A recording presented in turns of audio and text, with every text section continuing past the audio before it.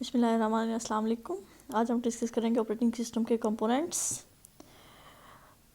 An operating system has many components to manage all resources of computer system while ensuring proper execution of program. अब इसके जो different components हैं उनमें से एक कंपोनेंट है प्रोसेस मैनेजमेंट का।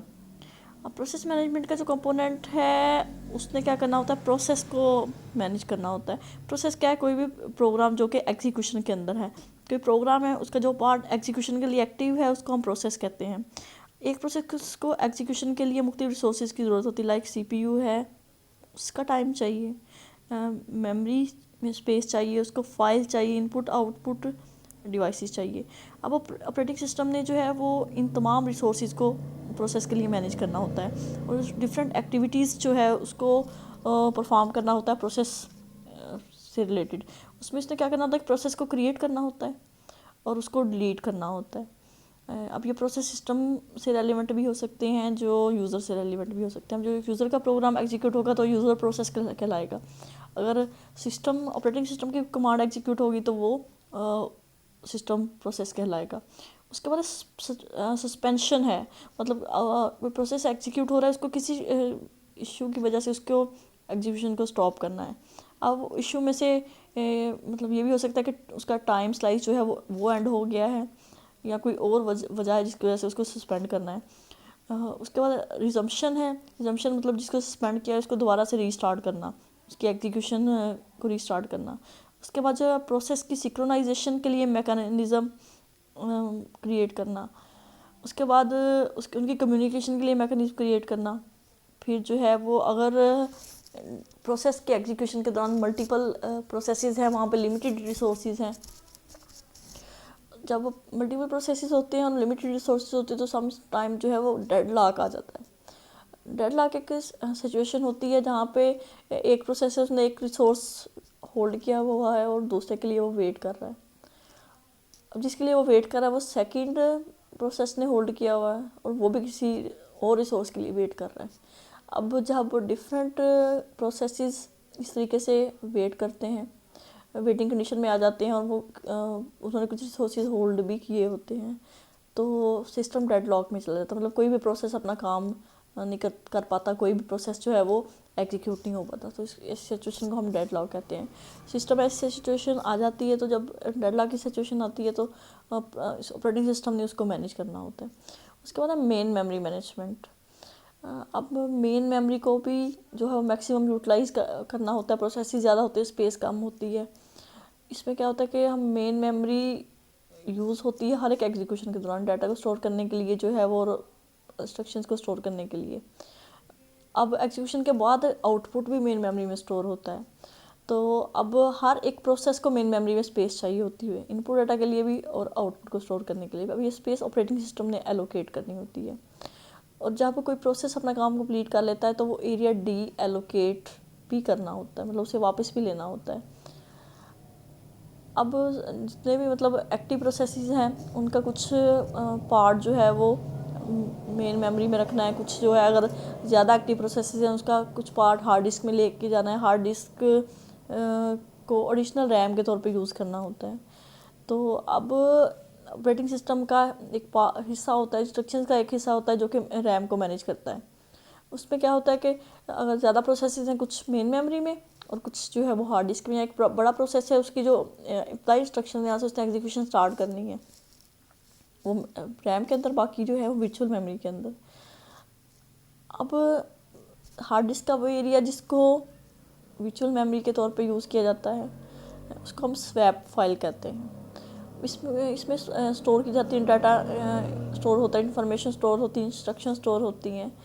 बाद में जब इनको एग्जीक्यूट करवाना होता है तो इनको जो है वो हार्ड डिस्क से मेन मेमोरी में लेके आया जाता है। इसको स्वैप इन कहा जाता है। जिस फाइल में टेम्परेरीली ये डाटा हार्ड डिस्क में स्टोर होता है उसको स्वैप फाइल कहा जाता है। उस डाटा को पेज कहा जाता है और जब वो मेन मेमोरी में वापस लेके आया जाता है तो उसको स्वैप इन कहते हैं। जब कुछ डाटा या इंस्ट्रक्शन मेन मेमोरी से हार्ड डिस्क की तरफ ट्रांसफ़र किए जाते हैं उसको स्वैप आउट कहा जाता है। अब एक प्रोसेस है वो हार्ड डिस्क में है, जब उसकी एग्जीक्यूशन शुरू होनी है उसको मेन मेमोरी में लेके आना है, तो वहाँ से कुछ प्रोसेस को जो है वो हार्ड डिस्क की तरफ लेके जाना है, स्पेस क्रिएट करनी है, और फिर जो पहले से हार्ड डिस्क में उसको मेन मेमोरी में लेके आना है। ये स्केजलिंग के अकॉर्डिंग इसको मैनेज करना है, क्योंकि हमने जो CPU ने स्केजलिंग की है उसके अकॉर्डिंग हर प्रोसेस की एग्जीक्यूशन कंप्लीट करवानी है। और जब भी स्केजलिंग के अकॉर्डिंग किसी प्रोसेस ने एग्जीक्यूट होना होता है तो अगर वो हार्ड डिस्क में है तो उसको मेन मेमोरी में लेके आना है। इसको पेजिंग कहा जाता है। तो सम टाइम सिस्टम का ज़्यादा टाइम जो है वो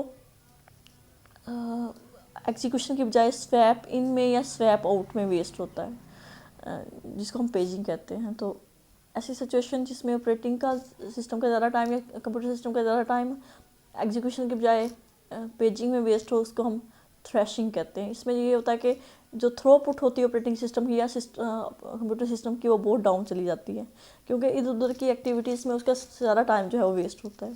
अब ऑपरेटिंग सिस्टम जो है मेमोरी मैनेजमेंट से रिलेटेड कुछ इश्यूज़ इसकी रिस्पॉन्सिबिलिटी होती हैं। वो क्या है? Keeping track of which part of memory are currently being used and by whom. Operating system का कौन सा पार्ट, रैम का कौन सा पार्ट यूज़ में है और उसको कौन यूज़ कर रहा है, मतलब प्रोसेस कौन सा है, किस किस एरिया में है। फिर इस चीज़ का ख्याल रखना कि कौन सी जो स्पेस अवेलेबल हुई है, मतलब कोई स्पेस, कोई प्रोसेस उसने अपना काम कंप्लीट किया है, वो मेमोरी से एग्जिट कर गया और वो स्पेस फ्री है, तो वहाँ से किस प्रोसेस को वहाँ पे लोड करना है, नए प्रोसेस को, किसी प्रोसेस को कितनी मेमोरी एलोकेट करनी है। हर प्रोसेस को मेमोरी की स्पेस एलोकेट करनी है जब उसको ज़रूरत हो, फिर डी एलोकेट करनी है जब कि वो अपना काम कंप्लीट कर ले। उसके बाद सेकेंडरी स्टोरेज मैनेजमेंट में अब मेन मेमोरी के साथ साथ जो है वो सेकेंडरी स्टोरेज भी यूज़ होती है परमानेंटली डाटा को स्टोर करने के लिए, डाटा के बैकअप के लिए। जो भी डाटा होता है, जो भी इंस्ट्रक्शन होती है, जो सॉफ्टवेयर्स होते हैं वो सेकेंडरी स्टोरेज के ऊपर स्टोर होते हैं, तो उसको भी ऑपरेटिंग सिस्टम ने मैनेज करना होता है। अब उसमें क्या होता है कि फ्री जो स्पेस होती है उसको मैनेज करना होता है, वो कितनी है, उसको कितने जो मतलब मज़ीद जो डाटा उसके अंदर लोड किया जा सकता है। कोई भी कमांड आती है डाटा को स्टोर करने के लिए, अब उस डाटा को मतलब जो स्टोर करने के लिए कमांड आई है प्रोसेसर की तरफ से, उस डाटा को कहाँ पे स्टोर करना है। फिर जब जो है वो प्रोसेस को मतलब वो डाटा चाहिए इनपुट आउटपुट ऑपरेशन के दौरान उसको सर्च करके वे प्रोवाइड करना। कुछ इस तरह से होता है कि फ़ाइल्स परमानेंटली हार्ड डिस्क में स्टोर होती हैं। अब जब इंस्ट्रक्शन एग्जीक्यूट होती हैं तो वो डाटा हार्ड डिस्क से लेती हैं। फॉर एग्जांपल आपने एक सॉन्ग जो है कंप्यूटर सिस्टम के अंदर जो है स्टोर किया हुआ, अब वो कहाँ पे परमानेंटली स्टोर है? हार्ड डिस्क में। आप उसकी कमांड इशू करते हो, आप VLC मीडिया प्लेयर के थ्रू जो है वो इसको प्ले करते हो। VLC की इंस्ट्रक्शन रैम में लोड होंगी, वो एग्जीक्यूट होंगी। अब जब इंस्ट्रक्शन एग्जीक्यूट होगी उनके साथ में डाटा भी चाहिए। डाटा वो सॉन्ग है जो आपने परमानेंटली स्टोर किया हुआ है। तो अब जो प्रोसेसर है वो डिस्क को कमांड भेजेगा, अब डिस्क ने उसको सर्च करना होता है और वो प्रोवाइड करना होता है वो डाटा, तभी वो इंस्ट्रक्शन और डाटा कंबाइन होगा और आपको जो है आउटपुट के तौर पे सॉन्ग डिस्प्ले होगा। फिर आप USB अटैच करते हो और कुछ डाटा कॉपी करके परमानेंटली स्टोर करते हो हार्ड डिस्क में। अब ये हार्ड डिस्क में स्टोर होना, ये भी प्रोसेसर जो है इसकी तरफ से कमांड जानी है हार्ड डिस्क को। अब हार्ड डिस्क में मतलब उसको स्पेस, फ्री स्पेस को मैनेज करना है। अब वो स्पेस जो नई फाइल्स आई हैं स्टोर होने के लिए परमानेंटली, उसको वहाँ पे परमानेंटली स्टोर करना है। तो ये भी ऑपरेटिंग सिस्टम का पार्ट है जो कि मैनेज करता है। फिर डिस्क की स्केजलिंग भी होती है। उसके बाद input output system management. The role of operating system in input-output system is to manage and control input-output operations and input-output devices. Devices को manage करना, उनके operations को control करना, उनको manage करना। One goal of I/O is to provide the simplest interface। एक interface provide करना input या output के लिए, and to optimize input-output for maximum concurrency। और concurrency के लिए इसको optimize करना। The I/O system manages different input-output devices such as mouse, keyboard, monitor and printer। अब different तरह की devices होती हैं। अब अगर कीबोर्ड है उसका अपना एक मेथड है इनपुट प्रोवाइड करने का, माउस का अपना एक मेथड है। इस तरीके से हर आउटपुट डिवाइस डिफरेंट तरीके से काम करती है, हर एक की स्पीड एक दूसरे से डिफरेंट है। तो एक कॉमन इंटरफेस प्रोवाइड करना मतलब ताकि हर एक को उसकी हर इनपुट डिवाइस को उसकी स्पीड उसके मेथड के हिसाब से मैनेज किया जा सके। इस तरीके से जो है वो आउटपुट डिवाइस के लिए भी कॉमन इंटरफेस ताकि उनको भी मैनेज किया जा सके।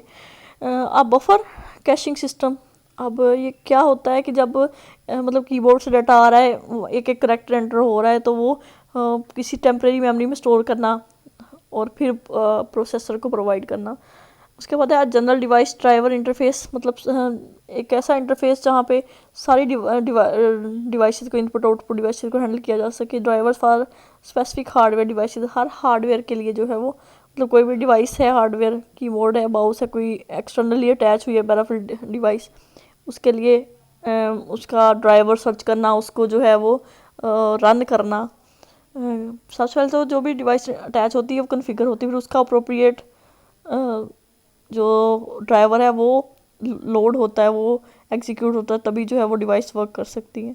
इस तमाम एक्टिविटीज़ को ऑपरेटिंग सिस्टम का मैनेज करता है। उसके बाद है file management. A file is a collection of related information defined by its creator. अब ये एक इंफॉर्मेशन की कलेक्शन होती है। A file can be a program like word processing program हो सकता है, डाटा फाइल हो सकती है, इमेजेस हो सकते हैं, साउंड हो सकती है, वीडियो हो सकती है। अब फाइल मैनेजमेंट सिस्टम क्या होता है? एक सॉफ्टवेयर होता है जो कि यूज़र्स की को, एप्लीकेशन को डिफरेंट सर्विसेज प्रोवाइड करता है, मतलब फाइल हैंडलिंग से relevant, like file creation, file deletion, directory creation, directory deletion. उसके बाद जो है वो फाइल्स को जो है और डायरेक्टरीज को प्रोसेस करने के लिए, मैनिपुलेट करने के लिए सपोर्ट फ्राहम करना, सेकेंडरी स्टोरेज पे उनको स्टोर करने के लिए मैपिंग प्रोवाइड करना, बैकअप की फैसिलिटीज़ प्रोवाइड करना। उसके बाद प्रोडक्शन सिस्टम। अब एक कंप्यूटर सिस्टम को मल्टीपल यूज़र जो है वो एक्सेस करते हैं, या एक मल्टीपल प्रोसेस जो है वो वहाँ पे एग्जीक्यूट हो रहे होते हैं। हर एक प्रोसेस एक से दूसरे से लड़ा होता है तकरीबन, और हर एक की डिफरेंट एक्टिविटीज़ होती हैं।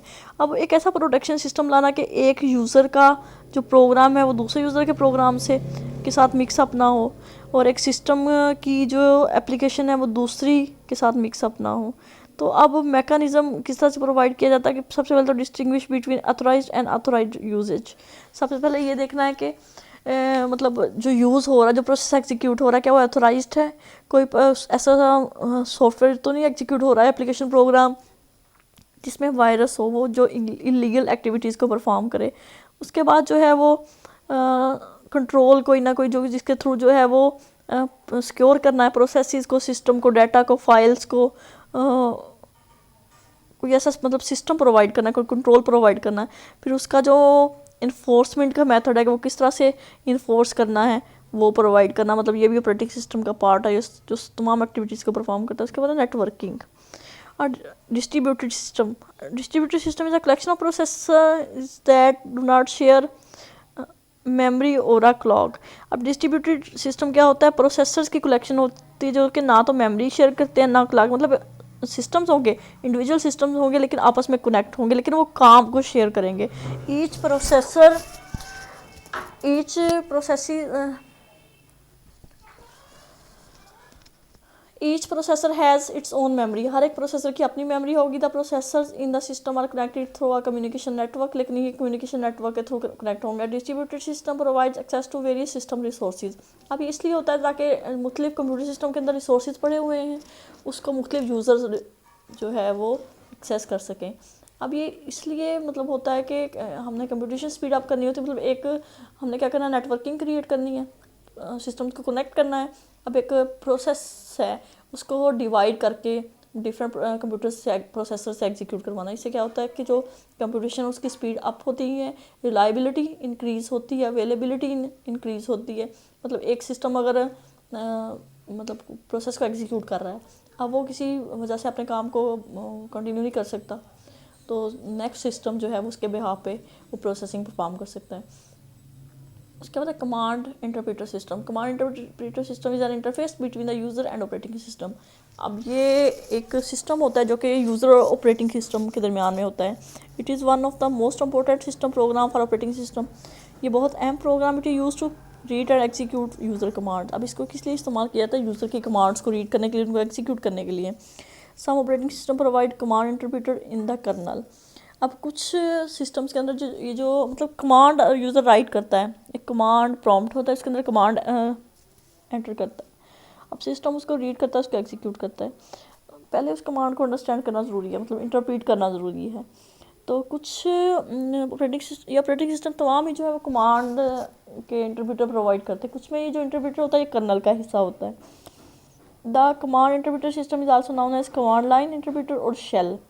Many commands are given to operating system by control statement which deals with following process creation and management। मतलब इससे रेलिवेंट यूज़र कमांड दे सकता है कमांड लाइन सिस्टम को यूज़ करते हो, मतलब कमांड इंटरप्रेटर सिस्टम के थ्रू। इनपुट आउटपुट हैंडलिंग के लिए, सेकेंडरी स्टोरेज मैनेजमेंट के लिए, मेन मेमोरी मैनेजमेंट के लिए, फाइल सिस्टम एक्सेस के लिए, प्रोटेक्शन के लिए, नेटवर्किंग के लिए, मतलब जितनी भी एक्टिविटीज़ हैं इनके लिए जो यूज़र है वो कमांड दे सकता है कमांड प्रॉम्प्ट के थ्रू। इंटरप्रेटर उसको इंटरप्रीट करेगा, उसको एग्जीक्यूट करेगा। A program that reads and interprets control statement has many different names. Some of these are control card interpreter कहते हैं उसको, command line interpreter कहते हैं उसको, shell भी कहा जाता है। The function of this program is to get and execute the next command statement.